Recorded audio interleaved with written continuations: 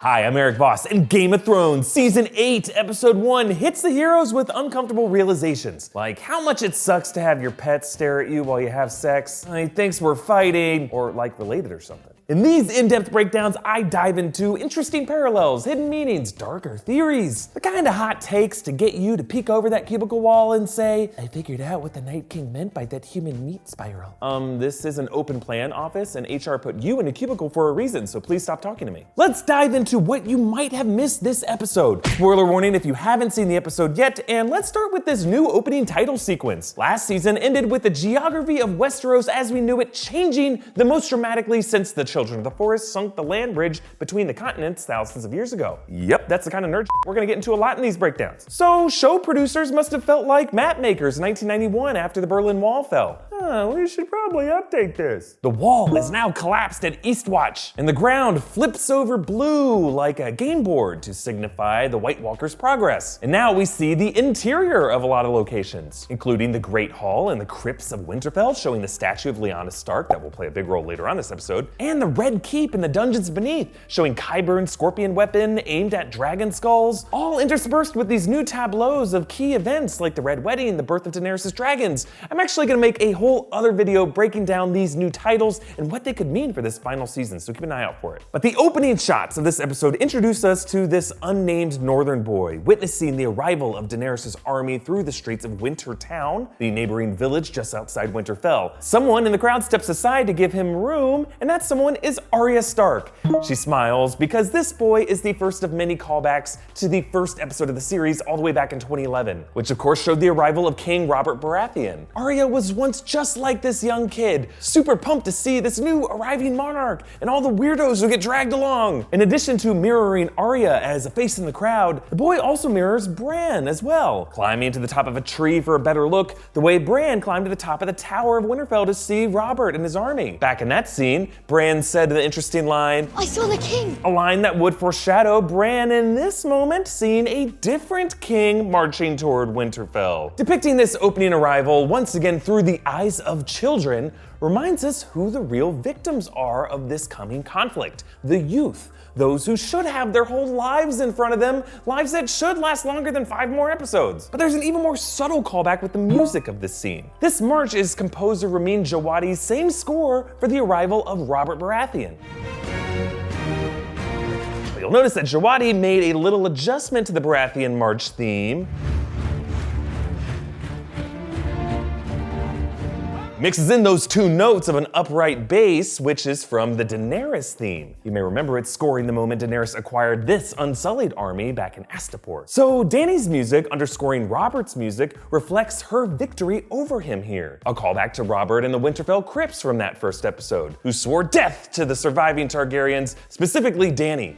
It's done, Your Grace. Targaryens are gone. Not all of them.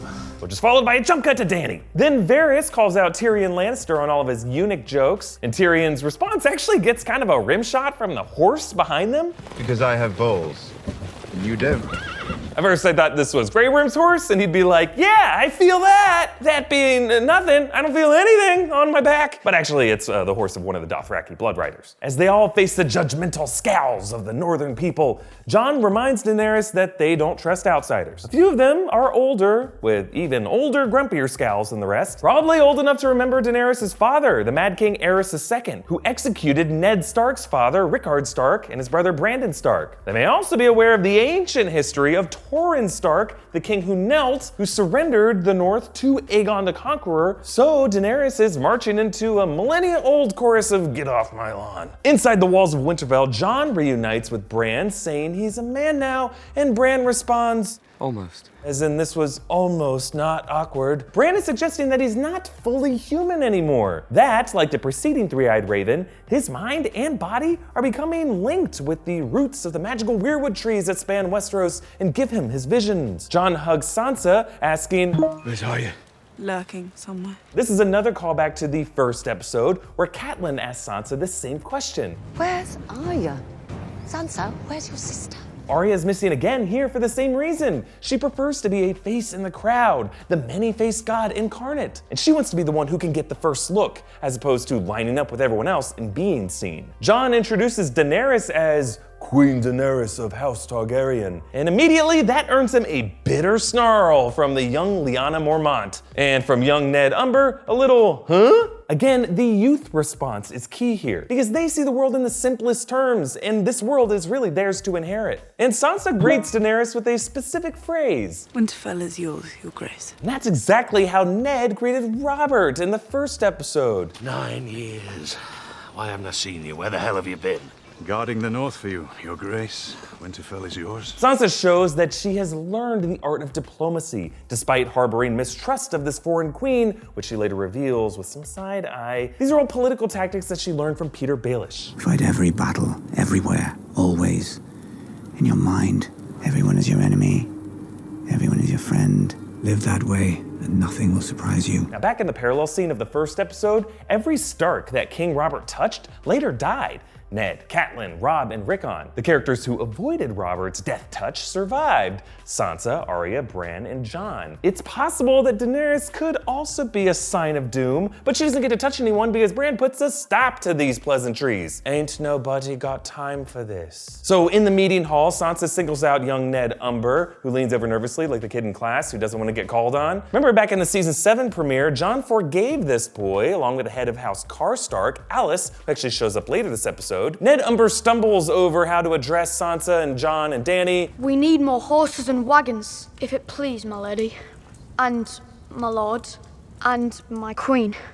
Sorry. Next time, kid, just shout, "Where are my wagons?" Ned, along with Lyanna Mormont, are reminders that children are running these major northern houses. And in this scene, the whole room speaks through the mouths of these two babes. Confusion over Jon's relationship with Dany, and a little pissed off that their King of the North bent the knee. Tyrion tries to reassure everyone, but he's met with a glare from Lord Jon Royce, who later gave him a big, yeah, no thanks, when Tyrion approached him and Sansa. His hatred of Tyrion goes all the way back to season 1. Remember when Tyrion insulted Lady Arryn and the entire Vale, including Lord Royce, by buying his way out of a trial by combat by using Bronn. As Tyrion explains the dilemma, he's framed with Sansa over one shoulder and Daenerys over the other, implying his dual loyalties. Now, the show has actually used a similar angels on the shoulders framing before with Ned Stark in the first episode. Catelyn framed behind one shoulder, Maester Luwin framed behind the other. Again, the man in the middle here is torn between his affections and his duties. And Sansa, always the pragmatist, reminds us that this new army and dragons gotta eat. What do dragons eat, anyway? And then the camera does a subtle focus shift to Daenerys in the background, who responds, Whatever they want. and then Dany turns to meet Sansa's eyeline. The words themselves are simple, but the focus pull and the gesture by Daenerys underline this response as a threat. My dragons could just eat you, lady. After this, Tyrion catches up with Sansa, reminding each other the last time they saw each other at Joffrey's wedding/murder, or as it's called in Westeros, just a wedding. Sansa jokes, it had its moments, but Tyrion's joyless reaction to this reminds us that while Joffrey's death was kind of a victorious escape for Sansa, for Tyrion, it led to the darkest moments of his life. Sansa scoffs at Tyrion for trusting Cersei to help them, and Tyrion catches Bran creepily staring up at him from the courtyard below, perhaps asking him to design some wheelchair ramps to go along with that special saddle he made for him. Perhaps Bran is seeing some greater role for Tyrion than these mere political squabbles. Moving on to the Winterfell Godswood, where Arya finally reunites with Jon, saying, You used to be taller. another parallel to Robert's reunion with Ned in the pilot. You got fat. In both cases, this teasing leads to a loving hug. Aww, but yeah, we're not exactly on the same page. You could also see this scene as parallel to the moment that Catelyn met with Ned in this same location. In the first episode, where in both of these scenes, the man had his Valyrian steel sword unsheathed. Jon asks how Arya snuck up on him, and Arya asks how he survived a knife through the heart, to which he says, yeah, way to answer my question with a question, smartass. Also, I didn't. Both characters are remarking on the other's dramatic change. Arya has transitioned from a heavy-footed stomper that she was in season 1 to an agile water dancer, and Jon has resurrected, which honestly isn't talked about enough by these characters. Like Ned and Robert, this reunion is less formal than it is teasing and friendly, kind of like bro-y warriors, down to the fact that they compare their sword length. Jon gave Arya her sword needle in season 1, and now he asks her, Have you ever used it? Once or twice.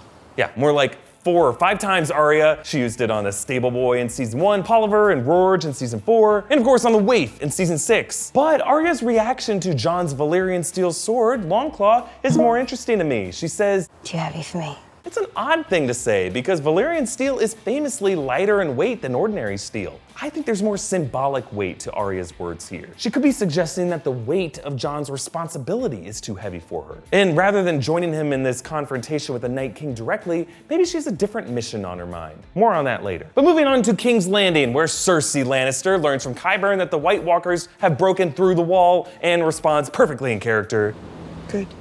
This smugness is exactly how Cersei reacted to the last horrific catastrophe, the explosion of the Sept of Baelor by wildfire. Cersei is pure schadenfreude, delighting in others' misfortune, and we should definitely fear what other atrocities she might let transpire. Perhaps burning down the rest of King's Landing with wildfire as well, or maybe joining forces with the Night King. Euron Greyjoy's Iron Fleet arrives in the Blackwater Bay, carrying the Golden Company, led by Captain Strickland. Euron holds captive his niece, Yara Greyjoy, talking to her because his crew is composed of mutes. Remember when Euron sacked Theon and Yara's group in season 7, his men cut out the tongues of the ones they defeated. This is a detail from the books. Euron Greyjoy is an insanely brutal pirate who detongues his crew to keep them from mutinying against him. Thus, his ship's name, the Silence. Considering all the torture Euron famously puts on his captives, it's actually pretty surprising Yara isn't in worse shape than she is. But it's also worth noting that cutting out their tongues also prevents his crew from reporting an attack, which Theon does later this episode, so this reminder of his muted crew also reminds us of his vulnerability. In the Red Keep, Cersei receives the biggest disappointment of this episode, that the Golden Company, best known for having their awesome war elephants, left them at home? That's disappointing.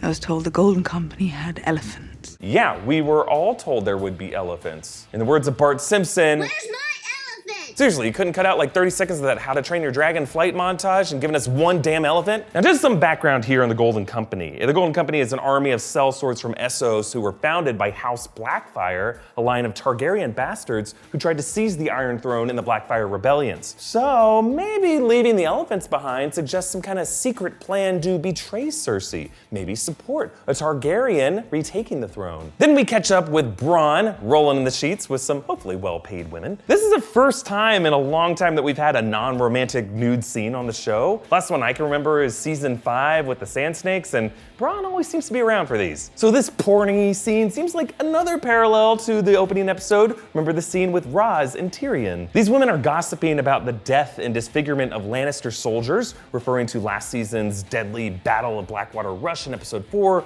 when many of them were cooked in their armor by Drogon. And Bronn reminds him of his badassery in that battle, keeping the dragon from doing even more damage, operating that big scorpion weapon. Now, one of the soldiers they mentioned should sound pretty familiar to you. That boy Eddie, the ginger. That's him. Came back with his face burnt right off. He's got no eyelids now. So yeah, a Lannister soldier, a ginger named Eddie. Folks, they're talking about Ed Sheeran. Remember his character last season singing a song about how a woman's hands are warm? Hopefully there's still some warm hands out there for a never-blinking Ed Sheeran. Qyburn passes on an assignment to Bronn from Cersei to kill both her brothers, Tyrion and Jaime, using a familiar crossbow. She has a keen sense of poetic justice.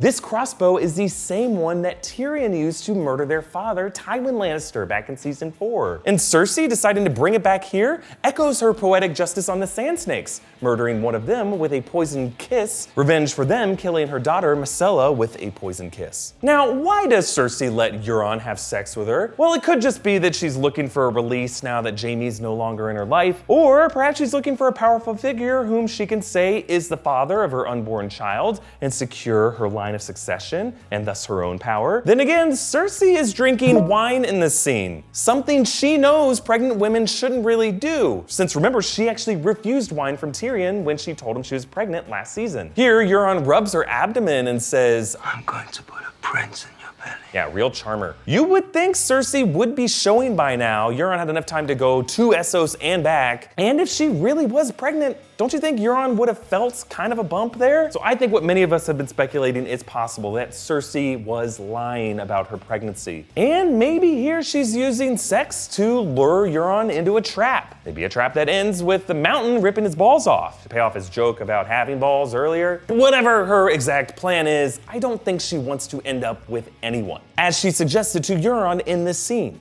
Now I want to be alone. While Euron's distracted, Theon rescues Yara and they escape. As Yara heads back to the Iron Islands and Theon to Winterfell, they repeat the chant of the Drowned God. It says dead may never die.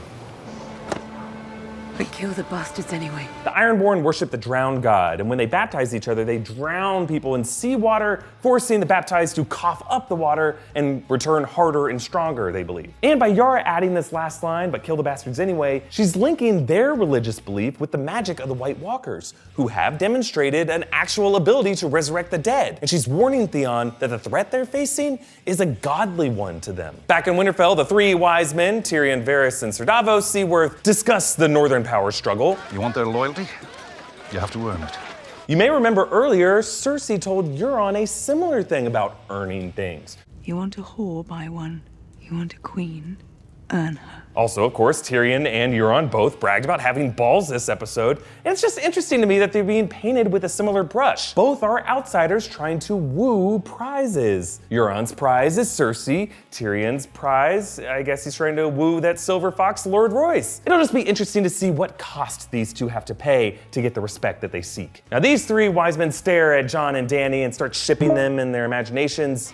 They do make a handsome couple. This is another parallel to the first episode. Remember when Cersei and Catelyn watched their young lovers from a distance, Sansa and Joffrey, matchmaking them into the future king and queen. Considering how that worked out, maybe this parallel paints Jon and Daenerys as a similarly doomed couple. Varys actually echoes this pessimism with an interesting observation. Respect is how the young keep us at a distance, so we don't remind them of an unpleasant truth. What is that?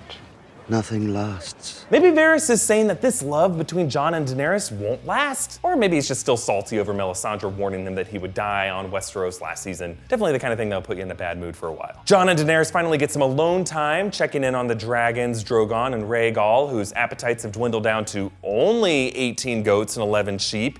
Yet when I eat that much, people call me a fatso, or a werewolf. Daenerys blames the fact that the dragons don't like it in the north. This could be a nod to Westerosi history, when the Targaryen queen Alysanne visited Winterfell on Dragonback, but her dragons strangely refused to fly north of the wall. Daenerys' dragons have already flown north of the wall, remember to save Jon and the others last season, but this could imply that the magic of the White Walkers weakens the effectiveness of the dragons here in the north. Now, there's even more significance to this moment, but this whole backstory about the Targaryen ancestors was something that I learned from some really interesting Game of Thrones material, which I discovered through Audible. Thank you to Audible for sponsoring this video. Audible has an insane selection of audiobooks, including George R. R. Martin's entire A Song of Ice and Fire series. It's how I review the books to prep for this final season, but also related titles like The World of Ice and Fire, The Untold History of Westeros, and The Game of Thrones, which goes into the past of all these characters and all these locations, containing potentially some huge clues for how this series could end. You can listen to Audible while commuting, cooking, cleaning, in the waiting room, at the Gime.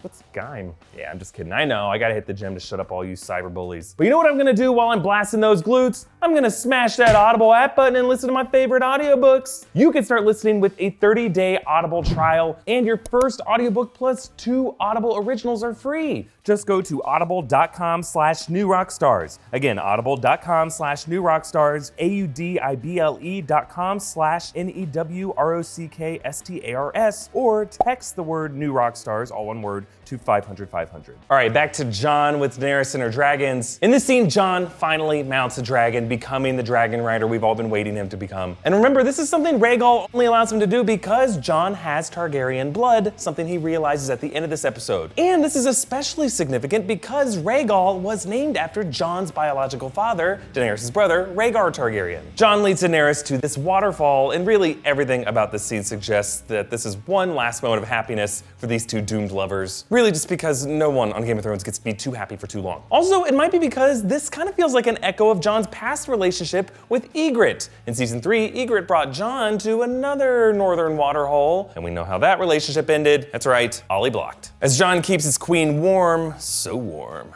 the dragons keep staring. Maybe the dragons are feeling awkward to see their mom with this new guy. He'll never be our daddy. Or maybe they know that these two are actually related and that it'll never work. Or who knows, maybe that makes it hotter for the dragons. Ugh. Now, it's also possible that since Drogon was named after Daenerys' ex-husband, Khal Drogo, what we're seeing here is Drogo's jealous spirit haunting the new boyfriend. Another theory is that this stare could be linked with other creepy stares this episode, the stares from Bran Stark. Perhaps he has warged into the mind of the dragon, and this would be another parallel with the first episode in which Bran is once again witnessing a queen engaging in incest. Okay, down in the forges of Winterfell, Gendry forges these dragon glass arrowheads, and despite how hot it must be beside those furnaces, when he exhales, his breath is still visible. It's just an interesting detail to establish how freaking cold this winter must have gotten. The Hound shows up picking up a battle axe with a dragon glass blade, runs into Arya.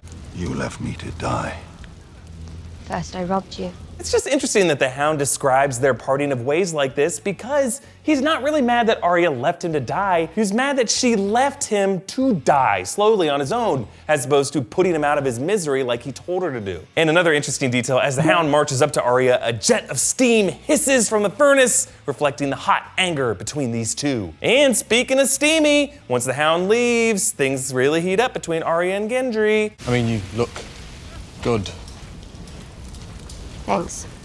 So do you. Well, I guess a few sparks do show up later when Arya turns back, gives Gendry that smile, and when Gendry teases her by calling her Lady Stark, and as you wish, my lady, calling back that sweet moment between them in season 2. I should be calling you my lady. If these two do end up together, this would be another nod to the first episode when Robert told Ned, I have a son, you have a daughter. We'll join our houses. but rather than Joffrey and Sansa, the son and the daughter could end up being Gendry and Arya. Sure, Gendry is still technically a bastard, but there are ways he could be legitimized. But most important to this scene is the new weapon Arya tasks Gendry to make for her. The design that she draws shows a spear, and that she wants one side headed with a dragon glass blade, but also so that the spear can detach into 2 parts. Maybe the other side will contain her Valyrian steel dagger, and she'll have the staff with like 2 different ways to kill White Walkers. Actually, in this week's Westeros Weekly Q&A, we speculated what this weapon could be and what famous historical relics it could be based on, but I'm thinking Arya just wants a more adaptable weapon similar to the bow staff that she trained with in Braavos,